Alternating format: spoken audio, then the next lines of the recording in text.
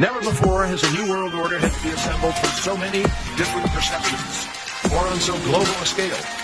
Nor has any previous order combined the attributes of the historic balance of power system with global democratic opinion and the exploding technology of the contemporary period. I'm the developer of Linguistic Genomics, which was the first platform on which you could determine the intent of communication rather than the literal artifact of communication. But we've also used that technology for a number of other applications in defense and intelligence and finance, and most notably in the early 2000s, my company was responsible for bringing down what was at the time one of the largest tax frauds in U.S. history. We maintained a series of inquiries into every individual, every organization, and every company that is involved in anything that either blurs the line of biological and chemical weapons or crosses that line in any of 168 countries. In 1999, there were 1 million patents digitized by IBM. And those 1 million patents were the first time human innovation had been put into an electronic digital searchable format. We took that information and we did a very simple exercise using our linguistic genomics technology, where I made the horrific assessment that approximately 1/3 of all patents filed in the United States were functional forgeries, meaning that while they had linguistic variations, they actually covered the same subject matter. In 1999, patents on coronavirus started showing up. And thus began the rabbit trail. March 2003, panic grips Hong Kong as a deadly new virus sweeps through the city. In 2003, the Center for Disease Control saw the possibility of a gold strike.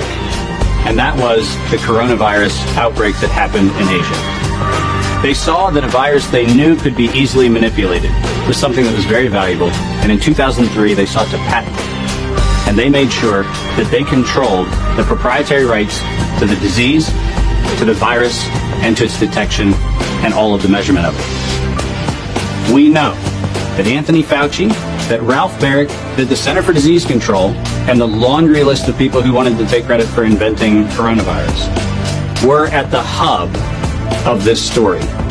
From 2003 to 2018, they controlled 100% of the cash flow that built the empire around the industrial complex of coronavirus. The World Health Organization has officially named the novel coronavirus as sweeping the country outbreak. The World Health Organization is a pandemic, an international public health emergency.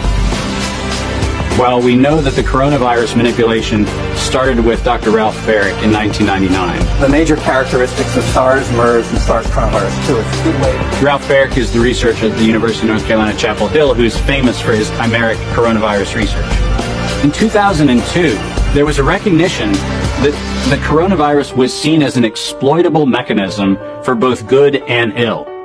On April the 25th, 2003, the U.S. Center for Disease Control filed a patent on the coronavirus transmitted to humans. Under 35 U.S. Code Section 101, nature is prohibited from being patented. Either SARS coronavirus was manufactured, therefore making a patent on it legal, or it was natural, therefore making a patent on it illegal. If it was manufactured, it was a violation of biological and chemical weapons, treaties, and laws. If it was natural, filing a patent on it was illegal. In either outcome, both are illegal.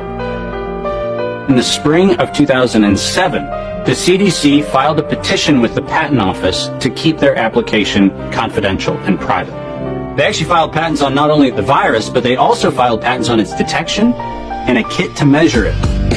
Because of that CDC patent, they had the ability to control who was authorized and who was not authorized to make independent inquiries into coronavirus.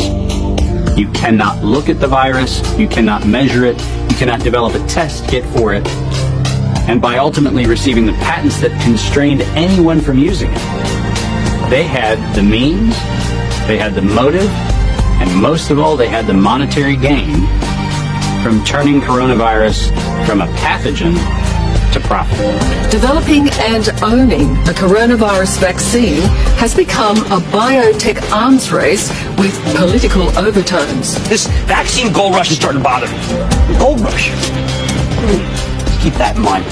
And so somewhere between 2012 and 2013, something happened. The federal funding for research that was feeding into places like Harvard, Emory, University of North Carolina, Chapel Hill, that funding suddenly became impaired by something that happened at the NIH. Where the NIH got this little tiny moment of clarity and said, I think something we're doing is wrong. And in 2013, the NIH said gain-of-function research on coronavirus should be suspended. The National Institutes of Health had a moral and social and potentially legal reason to object to research. But the letters that were sent to the researchers essentially said, you are receiving notice that we're telling you to stop. And now on the bottom of the page, we're going to clarify what stop means. Keep going.